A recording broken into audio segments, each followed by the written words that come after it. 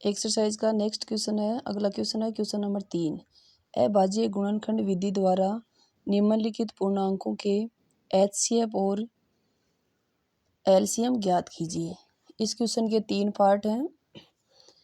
इसमें दो दो संख्या की जगह का मान देखो, अब कलम 3 संख्या है। पहले आप क्वेश्चन करो भी 2 संख्या को गुणनखंड कर और एचसीएफ एलसीएम निकालना ही कमा 3 संख्या है। सेम ही प्रोसेसर है, एक ही तरीका है, चाहे 3 हो, 4 हो, 5 हो, चाहे 2 हो। पहली 12 है, 12 का अभाज्य गुणनखंड कर लिया हम। 12 में पहली अभाज्य संख्या 2 है, जिसकी को पूरा भाग जाए। 2 को भाग में 6 बार जाए, 6 में दोबारा 2 को ही जासी 3 बार। 3 का मान 2 को भाग हो जाए तो 2 आगे ली अभाज्य संख्या जिसकी 3 है, 3 को देर देख श्याम, 3 को गयो 1 बार। 15 है, 15 में 2 को भाग हो जाए तो 2 के बाद में अभाज्य संख्या हुआ 3, तो 3 को दे श्याम, 3 को भाग गयो 5 बार। 5 में 3 को भाग हो जाए, क्योंकि 5 खुद एक अभाज्य संख्या तो 5 में 5 को ही भाग जासी। 21 है, 21 में 3 को भाग जासी 7 बार, और 7 खुद अभाज्य संख्या के लिए 7 में 7 को ही भाग जासी कितनी बार, 1 बार। तो 12 का गुणनखंड कितना होगा, 2 गुणा 2 गुणा 3, 2 गुणा 2 गुणा 3 गुणा 1, क्यों 1 तो सब में आता है। 15 का गुणनखंड हुआ 3 गुणा 5 गुणा 1, देख लो 15 का गुणनखंड है 3 5 1। 21 का है 3 गुणा 7, ठीक है। एलसीएम निकाल रहे हैं, तो एलसीएम का मान क्या है कि 2 और इम पूरा, एक तो 2 आए, एक 3 आए, एक 5 है, एक 7 है। तो देखो 2 ज्यादा बार कौन सा में है, अदोनम तो है ही कोनी, इम कितनी बार है 2 बार, तो 2 बार लिख दियो। 3 इम 1 बार है, इम भी 1 बार है, इम भी 1 बार है, तो 3 ज्यादा में ज्यादा 1 ही बार है, तो 1 बार लिख दियो। 5 सिर्फ इम आए हुए 1 बार, 5 लिख दियो, और 7 सिर्फ इम आए हुए 1 बार। अन गुणा कर दो, 2 दूनी 4, 4 ती 12, 12 पंजू 60, और 60 ने 7 गुणा कर करता जैसे 420। तो आ तीनों संख्या 12 15 21 को एलसीएम है 420। अब बारी है एचसीएफ की। एचसीएफ में कॉमन लेना है, इम 2 है लेकिन आ दोनों को नहीं, चलो इम 3 है, इम भी है, इम भी है, तो 3 कॉमन आगो। 5 इम है लेकिन आ दोनों को नहीं, 7 इम है लेकिन आ दोनों को नहीं, एक 3 ही है और संख्या गया 3 में है, तो और एक 1 है, तो 3 गुणा 1 यानी 3 ही। तो आ तीनों संख्या को जो एचसीएफ है वो क्या है, 3 है। ये कोई आगलो भाग है क्वेश्चन को सेकंड भाग 17 23 और 29। तो देखो 17 भी एक अभाज्य संख्या है, 23 भी एक अभाज्य संख्या है, 29 भी एक अभाज्य संख्या है। तो आ तीनों का मान आकर खुद के अलावा कोई भी संख्या को भाग कौन जाए, तो 17 में 17 को भाग जासी, 23 में 23 को, और 29 में 29 को। तो 17 का गुणनखंड होगा 17 गुणा 1, 23 का 23 गुणा 1, 29 का 29 गुणा 1। अब तीनों को एलसीएम निकाला, 17 23 और 29 ने तीनों ने आपस में क्या कर दिया, गुणा कर दिया। तो गुणा कर चना कत्वासी 11,339, 11,339 आवे को न्याय उसको देख लियो। 17 ने 23 गुणा कर 3 संते 21 को एको हासिल की 2, 3 एकम 3, 3 और 2 5। अब इको तो दोनों को 2 गुणा कर 2 संते 14 हासिल की 1, 2 एकम 2, 2 और 1 3, अन जोड़ लो 1, 5 और 4 9, 391। अब इन 29 को गुणा कर दो, 11,339, ठीक है। अब बात रही एचसीएफ की। तो एचसीएफ का मान, तो आका मान क्यों कॉमन है ही कोई, 1 का लाओ, तो सिर्फ क्या है कॉमन 1। अब देखो, अब अपना चीज दिमाग में चल रही होगी कि 1 ने लिखने की क्या जरूरी है, 17 ने 1 को गुणा कर दे तो 17 ऐसी जरूरी है। अगर अटे अपन 1 नहीं लिखा तो थारा सीधो दिमाग में आओ कि हम तो तीनों क्यों कॉमन ही कुनियारी को, मतलब एचसीएफ 0 आता तो दिखो, और बटे क्वेश्चन गलत हो जाए, क्योंकि कोई भी संख्या को एचसीएफ और एलसीएम कदे 0 को नहीं हो, तो आपको एचसीएफ की आसी 1 आसी। अगलो है 3 नंबर को भाग 8 9 25। तो 8 का गुणनखंड कर लो, 2 को भाग देसे 4 बार, 4 में 2 को भाग दियो 2 बार, 2 में 2 को भाग 1 बार। 9 है, 9 में 3 को भाग 3 बार, 3 में 3 को भाग 1 बार। 25 में 5 को भाग 5 बार, 5 में 5 को भाग 1 बार।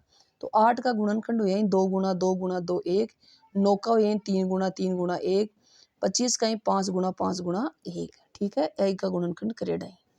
एलसीएम देखो, 2 ज्यादा में ज्यादा कितनी बार है, 3 बार, तो 3 बार लिख लियो। 3 कितनी बार है, 2 बार, 2 बार लिख दियो।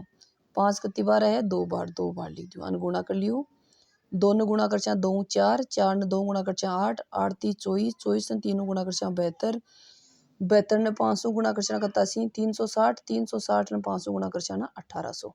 तो आ तीनों संख्या को जो एलसीएम है वो आया है 1800।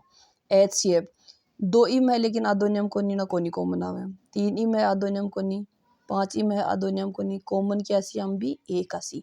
तो आ तीनों संख्या को 8 9 25 को एचसीएफ की उसी 1 उसी। ठीक है। अगलो क्वेश्चन है क्वेश्चन नंबर 4। क्वेश्चन 4 है जो कम दिएड़ो है कि एचसीएफ 306 और 657। अगर 306 और 657 को एचसीएफ 9 है तो एलसीएम ज्ञात कीजिए। मतलब गुणनखंड विधि के बारे में कौन दिएड़ो आपने कहा एक सूत्र भी हो, दो संख्या दिएड़ी 306 657 जगह को एचसीएफ दिएड़ो है कि 9 है, अपन एलसीएम ज्ञात करनो है। एचसीएफ 9 दिएड़ो है। हम जानते हैं कि हमने ये पढ़ा था कि अगर दो धनात्मक पूर्णांक है, मान लो ए और बी हैं, तो बाको दोनों का गुणनफल बाका एचसीएफ और एलसीएम का गुणनफल के बराबर हुआ। ए और बी गुण है 306 और 657। तो 306 ने 657 गुणा कर वो बी का एलसीएम और एचसीएफ का बराबर हो सी। तो एचसीएफ है जो 306 और 657 का अपन दिएड़ो है तो है 9, तो 9 लिख दिया गुणा एलसीएम। 9 18 गुणा में 18 जासी ना भाग में 306 में 9 को भाग दियो ना कतासी 34 आसी ते भाग देर देख लियो साइड में रफ कॉपी में। 306 में 9 को भाग देसो तो 34 आसी। 34 ने 657 गुणा कर ना कतासी 22,338। 657 ने 24 में देखो गुणा कर देख लो 4 संता 28, 2 हासिल की 4 पंजू 20 और 2 22, दोबारा 2 हासिल की 6 चौक 24, 24 और 2 26, 4 को तो होगा गुणा। अब 3 करो 3 संते 21 हासिल की 2, 3 पंजू 15, 15 और 2 17 हासिल की 1, 3 6 18 और 1 19, अब जोड़ लो 8, 2 और 1 3, 6 7 13 हासिल की 1, 9 और 2 11 और 1 हासिल वाली 12, दोबारा 1 हासिल की 1 हासिल वाली 1 को कता होगा 2। तो आको जो एलसीएम है वो कतो है 22,338। इस सूत्र से आगो बिना गुणनखंड करें। अगलो क्वेश्चन है क्वेश्चन नंबर 5। जांच कीजिए कि क्या किसी प्राकृत संख्या n के लिए संख्या 6 की घात n अंक 0 पर समाप्त हो सकती है क्या। एक असोई क्वेश्चन आप पहली करो भी हो 6 की घात n की जगह 4 की घात n हो, सेम वही हो। आप पहला ही वीडियो में एक्सरसाइज ने शुरू कराया भी पहले आप पढ़िया कि प्राकृत संख्या क्या है। प्राकृत संख्या 1 को चालू है तो प्राकृत संख्या n को मान आप 1 2 3 4 5 6 7 कुछ भी ले सका।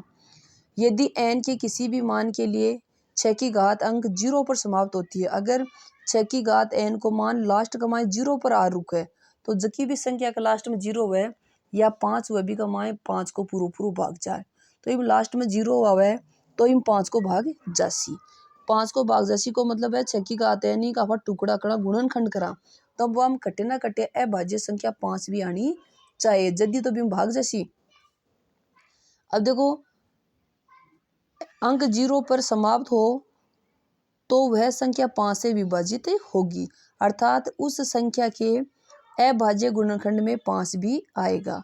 हम जानते हैं कि 6 की पावर जो n है तो 6 का गुणनखंड क्या उसी अभाज्य गुणनखंड उसी 2 गुणा 3 बाकी पावर n है। यदि हमने n बराबर 1 ले लिया तो 6 की पावर 1 2 गुणा 3, n की जगह अगर आप 2 ले लियो तो 6 की पावर 2 यानी 6 गुणा 6 2 अति 12 को 4 ले तो अति 12 से। अब अपन देखता जाए संख्या से 5 6 7 कुछ भी बढ़ाता जाओ इम आका गुणनखंड में कट्ठे भी 5 को नहीं 2 और 3 ऐसी 6 की घात n के अभाज्य गुणनखंड में 5 नहीं आता है, अतः n के किसी भी मान के लिए 6 की पावर n अंक 0 पर समाप्त नहीं होगी। ठीक है, इसका मतलब है कि 6 की घात n अगर n प्राकृत संख्या है तो कदे n की मान कतो भी हो चाहे 1 को लेर आगे तक इको जो सॉल्यूशन है हल कर 6 की घात n ने तो कटे ही 0 पर समाप्त कोनी हुए जिया 4 की घात n कोनी हुई 4 6 8 कुछ भी देश के थाने अगर 4 6 आका गुणनखंड का मान अगर 5 नहीं आ रही है 5 नहीं आ रही है तो असंख्या की 0 पर भी समाप्त कोनी हुआ है। ठीक है, अगला क्वेश्चन इस एक्सरसाइज के 2 क्वेश्चन बचे हैं 6 और 7 वो अगले वीडियो में देखेंगे। ठीक है।